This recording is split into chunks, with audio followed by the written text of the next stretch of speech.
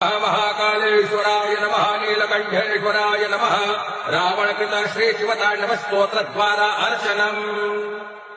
ओम जटाटवीगलज्जल प्रवाहवितस्थले गलेवलं गलम्बितं भुजङ्गतुङ्गमालिकां टमट्टमट्टमट्टमन्निनाथमट्टमर्वयं चकारचण्डताण्डवं तनोतु नः शिव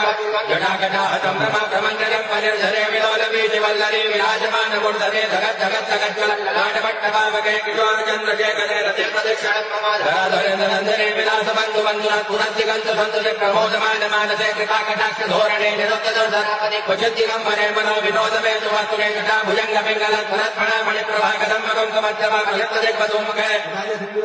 उच्चरीयमेदुरे मनो विनोदमद्भुतं विहतभूतभर्तरे सहस्रलोचन प्रभृतभेटले कषेकर प्रभूतधूनिधोरणे विधूतराङ्गपीठभूभुजङ्गराजमालयानि वज्रजाटजोट महाकालेश्वराय नमः नीलकण्ठेश्वराय नमः रावणकृत श्री शिवताण्डव स्तोत्र